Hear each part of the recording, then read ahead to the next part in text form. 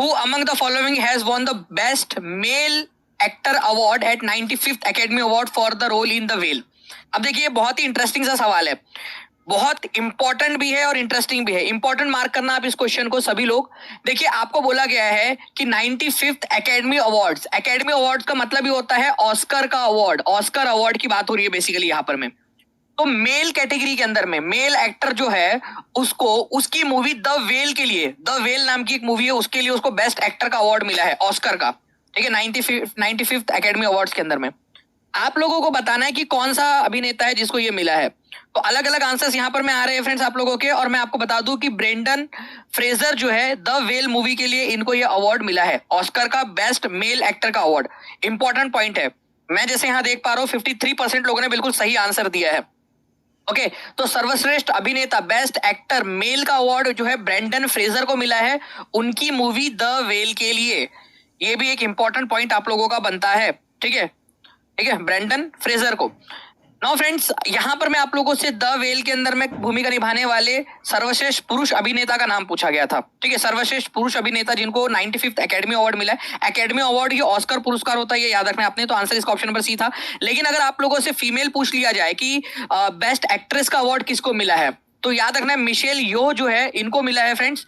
और everything everywhere at all at once, सब कुछ एक बार में हर जगह, ऐसा मूवी का अगर मान लो हिंदी में ट्रांसलेशन करना होता तो, लेकिन बेसिकली ये मूवी नाम है इंग्लिश में everything everywhere all at once, ठीक है, एवरीथिंग एवरीवेयर, सब चीज सब जगह एक साथ करनी है इसको, भाई को बहन को जो भी है, ठीक है। मिशेल यो बेस्ट एक्ट्रेस का अवार्ड इनको मिला, ये भी आप लोग याद रखोगे ऑस्कर के अंदर में, मिशेल यो एक्ट्रेस फीमेल एक्टर के अंदर में, तो ये भी इंपॉर्टेंट पॉइंट है। सभी लोग लिख देंगे कमेंट बॉक्स के अंदर में मिशेल यो बेस्ट एक्ट्रेस का अवार्ड मिला है ऑस्कर का इनको।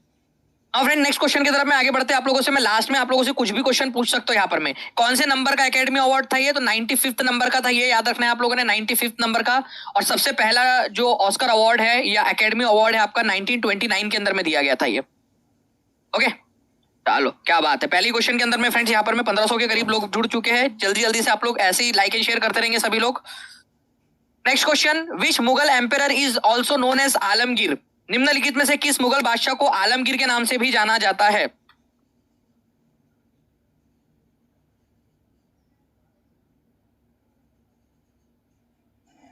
ठीक है, तो कौन सा मुगल बादशाह है जिसको आलमगीर के नाम से भी आप लोग जानते हो? तो आलमगीर के नाम से जाना जाता है फ्रेंड्स औरंगजेब को, ये याद रखना है आप लोगों ने, औरंगजेब। औरंगजेब जब मुगल बादशाह बना था तो उसने अपनी उपाधि ली थी आलमगीर की, आलमगीर। औरंगजेब के समय में एक इस्लामिक कानून बना था, ठीक है, कानून, तो जो इस्लामिक कानून था, जो शरिया कानून था औरंगजेब के समय में, उसको कहा जाता था आलमगीर नामा, आलमगीर, ठीक है, या फतवा आलमगिरी कहा जाता था उसको, फतवा ए आलमगिरी, आलमगिरी, तो फतवा आलमगिरी। तो आलमगिरी से ही आप लोगों को समझ जाना है कि फतवा आलमगिरी किसके समय में था। तो फतवा आलमगिरी जो ये निकाला गया था, ये निकाला गया था औरंगजेब के समय काल के अंदर में, फतवा आलमगिरी, ये याद रखेंगे आप लोग। यहां लिख देता हूं मैं आप लोगों को हिंदी में, आलमगीर जो है फतवा ए आलमगिरी, आलमगिरी, ठीक है, फतवा आलमगिरी। तो प्लीज इसको याद रखेंगे आप लोग, औरंगजेब का नाम था आलमगीर।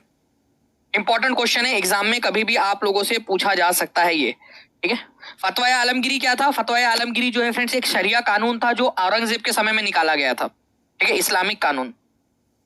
नेक्स्ट क्वेश्चन की तरफ में आगे बढ़ते हैं हम लोग यहाँ पर हमारे, ठीक है। इस क्वेश्चन का आंसर करेंगे आप सभी लोग। आप लोग बताइए, which part has been added to the Indian constitution by the 73rd constitutional amendment act? 73वें नंबर का जो संविधान संशोधन था उसके जरिए आपका कौन सा वाला भाग जोड़ा गया, ठीक है। और आप लोग मेरे को कमेंट करके बताओगे कि 74th नंबर के संविधान संशोधन के जरिए कौन सा वाला पार्ट जोड़ा गया। दोनों ही पॉइंट्स आप लोगों ने बताने हैं। चलिए, तो यहां पर मैं 73rd नंबर का बोला है आप लोगों से, तो इसके अंदर में क्या किया गया, हमारे संविधान के अंदर में पार्ट नंबर 9 जोड़ा गया था। 9 कैसे लिखते हैं? 9 10 के पहले एक नंबर 9। और अगर आप लोगों से बोला जाए 74th नंबर के संविधान संशोधन के जरिए कौन सा वाला भाग जोड़ा गया, तो इसमें जोड़ा गया था आप लोगों का फ्रेंड्स 9A, ठीक है, 9A। तो प्लीज इसको याद रखेंगे दोनों के दोनों आप लोग, ठीक है। 73वें संविधान संशोधन के जरिए 9 और 74th के जरिए 9A जोड़ा गया आप लोगों का। तो 73rd बोला था तो पार्ट नंबर 9 होगा, और 74th संविधान संशोधन बोलता तो 9A होता आपका। नगर पालिका से रिलेटेड है 74th, 73rd जो है ये पंचायत से रिलेटेड है आप लोगों का। अपने आप में इंपॉर्टेंट क्वेश्चन, प्लीज इसको सभी लोग याद रखेंगे। यहाँ पर मैं आपको बताना है निम्नलिखित में से कौन सी वायुमंडल की सबसे ऊपरी परत है।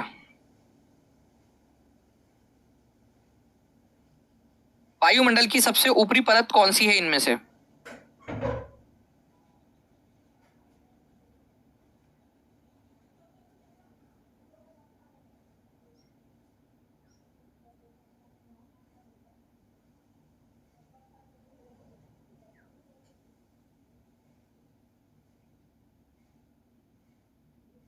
ओके अब आंसर्स आने स्टार्ट हो गए फ्रेंड्स आप लोगों के। निम्नलिखित में से कौन सी वायुमंडल की सबसे ऊपरी परत है?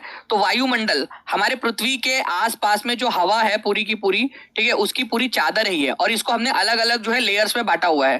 तो हमारे पृथ्वी के वायुमंडल की जो सबसे ऊपरी परत है उसको आप लोग एक्सोस्फीयर के नाम से जानते हो, ठीक है, एक्सोस्फीयर सबसे ऊपरी परत आप लोगों की। और सबसे जो पहली लेयर है आप लोगों की वो है ट्रोपोस्फियर, ठीक है, शोभ मंडल। तो सबसे पहली है ट्रोपोस्फियर, शोभ मंडल, ठीक है। और सबसे बाहरी परत अगर आप लोगों से बोला जाए, जो सबसे बाहरी आपसे पूछा गया है वो है एक्सोस्फीयर। यहाँ पर में कौन सी गैसेस पाई जाती है? एक्सोस्फीयर में केवल हल्की गैसेस पाई जाती है, केवल, ठीक है, जो हल्की गैसेस होती है, हल्की, ठीक है, जो हल्की गैसेस होती है आप लोगों की, जैसे हाइड्रोजन, ठीक है, हीलियम, बस इस प्रकार की हल्की हल्की गैसेस जो है आप लोगों की यहाँ पर में पाई जाएंगी, क्योंकि ये बहुत ऊंचाई के ऊपर में है, ठीक है, इसी वजह से तो केवल हल्की गैसेस यहाँ पर में पाई जाती है। भारत में पहला आम चुनाव कब हुआ था? चलिए आप लोगों के देखिए फ्रेंड्स यहाँ पर में आंसर्स भी आने स्टार्ट हो गए आप लोगों के। भारत के अंदर में पहला आम चुनाव कब हुआ था? अगर ये बात आप लोगों से पूछी जाए तो भारत में पहला आम चुनाव जो है 1951-52 के अंदर में हुआ था। 1951 और 1952 के अंदर में भारत के अंदर में पहली बार आम चुनाव जो है वो संपन्न कराए गए थे। आपको बता दूं 25 अक्टूबर 1951 से लेकर 21 फरवरी 1952 तक जो है भारत के अंदर में आम चुनाव हुए थे आप लोगों के, जिसके अंदर में टोटल जो लोकसभा की सीट थी जिसके ऊपर में चुनाव हुए वो थे 489 लोकसभा की सीट। अब तो चलो ये सीट्स की संख्या बढ़ गई है, लेकिन उस समय में लोकसभा की सीट जो थी वो 489 थी आप लोगों की। 489 सीट्स जो थी उसके ऊपर में यहाँ पर में आप लोगों का चुनाव हुआ, ये याद रखना है आप लोगों ने। इसके अलावा आप लोगों का नेक्स्ट जो क्वेश्चन है, भारतीय राष्ट्रीय कांग्रेस की स्थापना किस वर्ष हुई थी? ये क्वेश्चन भी आप लोगों से पूछे जाने की संभावना है, क्योंकि इस तरीके के क्वेश्चन आप लोगों से बहुत बार पूछे जाते हैं, ठीक है। तो भारतीय राष्ट्रीय कांग्रेस की स्थापना जो है 85 के अंदर में हुई थी आप लोगों की, 1885 के अंदर में, ये याद रखना है आप लोगों ने। आप लोगों से 2-3 सवाल है वो जो मैं पूछ रहा हूँ उसके आप लोग आंसर करोगे, ठीक है। सबसे पहला सवाल जो आप लोगों से मैं यहाँ पर मैं पूछना चाहता हूँ वो ये है कि आप लोग बताओगे कि भाई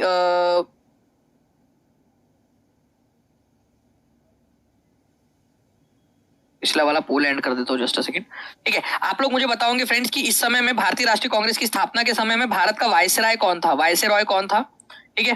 भारतीय राष्ट्रीय कांग्रेस के प्रथम अध्यक्ष, फर्स्ट प्रेसिडेंट कौन थे? फर्स्ट प्रेसिडेंट, ठीक है। 85 वाले सेशन में अध्यक्ष कौन थे पहले? किसने कांग्रेस को जो है वो कहा है कि ये डफरीन की दिमाग की उपज है, या सेफ्टी वॉल्व थ्योरी दी थी किसने? सेफ्टी वॉल्व थ्योरी किसने दी थी?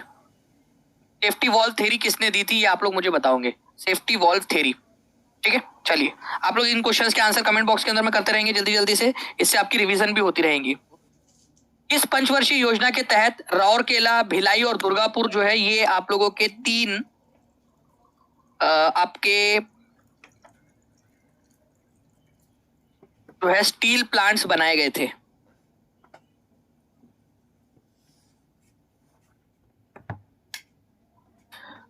ठीक है। राउरकेला, ठीक है, भिलाई और दुर्गापुर। राउरकेला कहां पर में आप लोगों का, भिलाई कहां पर में आप लोगों का, दुर्गापुर कहां पर में, ये भी बता देंगे। तो हमारे भारत के अंदर में जो है फ्रेंड्स अलग अलग पंचवर्षीय योजनाएं बनाई गई है। तो एक पंचवर्षीय योजना हमारी ऐसी थी जिसके अंदर में हमने इंडस्ट्रीज के ऊपर में ध्यान दिया, इंडस्ट्रीज के ऊपर में कि इंडस्ट्रीज को बढ़ावा दिया जाएगा, और इंडस्ट्रीज को बढ़ावा देने के लिए हमें इस्पात की जरूरत थी, स्टील की जरूरत थी। जितना ज्यादा स्टील होगा उतना ही बाकी इंडस्ट्रीज को मदद मिलती है। जो आयरन और स्टील है ना वो आज की मॉडर्न इंडस्ट्री की बैकबोन है, ये भी अपने आप में क्वेश्चन बनता है। हमारी जो आधुनिक उद्योग है उसकी रीढ़ की हड्डी कौन सी है? जल्दी से लिखेंगे आप सभी लोग कमेंट के अंदर में।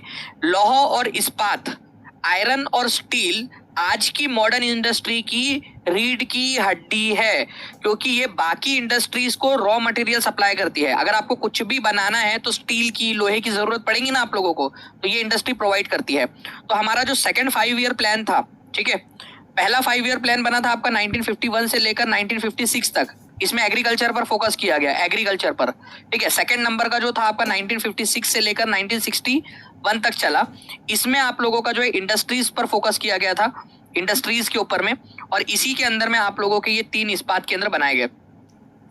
लोकसभा के लिए चुनाव में निर्वाचित होने के लिए किसी व्यक्ति के लिए न्यूनतम आयु की सीमा क्या है? 2200 लोग देख रहे हैं फ्रेंड्स यहाँ पर, मैं 1238 लाइक्स हो चुके हैं, तो जल्दी जल्दी से लाइक का नंबर भी बढ़ा देंगे। और जिन लोगों ने चैनल को सब्सक्राइब नहीं किया है वो लोग जो है फ्रेंड्स जल्दी जल्दी से टीचिंग परीक्षा जो चैनल है इसको सब्सक्राइब भी जरूर कर लेंगे। टीचिंग परीक्षा परिवार अब और भी बड़ा, अब और भी बेहतर हो गया है आप लोगों का, ठीक है। आगे में देखिए और बड़ा और ज्यादा बेहतर होता जाएगा आप लोगों, ठीक है। चलिए, तो इस क्वेश्चन का आंसर क्या होगा फ्रेंड्स कि लोकसभा के चुनाव में निर्वाचित होने के लिए किसी व्यक्ति को कम से कम जो है फ्रेंड्स 25 साल की आयु पूरी करनी जरूरी है। और सेम चीज जो है वो आपका विधानसभा का चुनाव लड़ने के लिए भी होती है। तो कितने लोग हैं जो विधानसभा या लोकसभा का चुनाव लड़ सकते हैं, वो हाथ ऊपर करेंगे, ठीक है। विधानसभा का चुनाव लड़ने के लिए भी 25 साल की उम्र चाहिए होती है कम से कम। अगर मैं बात करूं आप लोगों से राज्यसभा, ठीक है, राज्यसभा का चुनाव लड़ने के लिए कितनी उम्र चाहिए होती है आप लोगों को, तो राज्यसभा का चुनाव लड़ने के लिए 30 साल चाहिए। और विधान परिषद जो होती है उसका चुनाव लड़ने के लिए भी 30 साल की उम्र चाहिए होती है आप लोगों को। अगर आपको पंचायत का चुनाव लड़ना है, पंचायत का, तो पंचायत का चुनाव लड़ने के लिए आप लोगों की उम्र कम से कम 21 साल होनी चाहिए। ये भी आप लोगों को याद रखना है, ये भी अपने आप में एक इंपॉर्टेंट क्वेश्चन है। पंचायत का चुनाव लड़ने के लिए 21 साल की उम्र जरूरी है, ठीक है। चलिए, नाउ फ्रेंड्स एक क्वेश्चन है आपका, वैश्विक शांति सूचकांक 2023 के 17वें संस्करण में भारत का स्थान क्या है?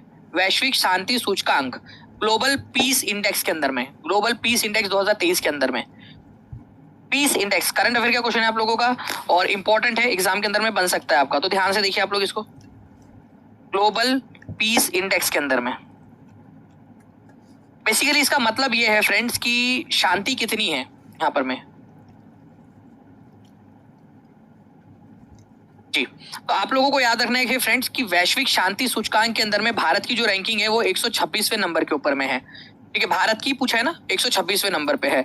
आइसलैंड नाम का जो देश है, आइसलैंड, ठीक है, वो सबसे शांत देश है, फर्स्ट नंबर के ऊपर में आइसलैंड, ग्लोबल पीस इंडेक्स के मामले में, ठीक है। तो ये याद रखना है आप लोगों ने कि आइसलैंड ने इसके अंदर में टॉप किया है ग्लोबल पीस इंडेक्स के अंदर में, और भारत की रैंकिंग 163 देशों में से 126वें नंबर पे।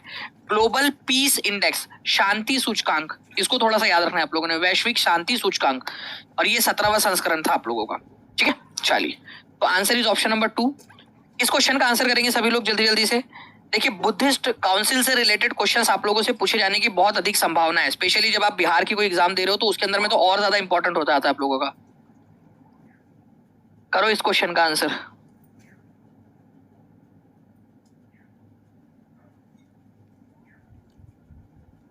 देखिए, आप लोगों से बोला गया है आपको जोड़ियां मिलानी है, फर्स्ट बुद्धिस्ट काउंसिल, ठीक है, और मतलब जो भी है जिस भी तरीके से जोड़ी मिल सकती है, ऐसा जरूरी नहीं है आप लोगों का कि किसने आयोजित किया या कौन उसका अध्यक्ष था, जो भी उससे रिलेटेड है उसकी जोड़ी बनानी है। देखिए, पहली बुद्धिस्ट काउंसिल की बात करूं आप लोगों से तो अजात शत्रु ने इसको आयोजित करवाया था, अजात शत्रु ने, ठीक है। कहां पर में? राजगीर के अंदर में, राजगीर या फिर गिरिव्रज उसको बोला जाता था, राजगीर या फिर गिरिव्रज।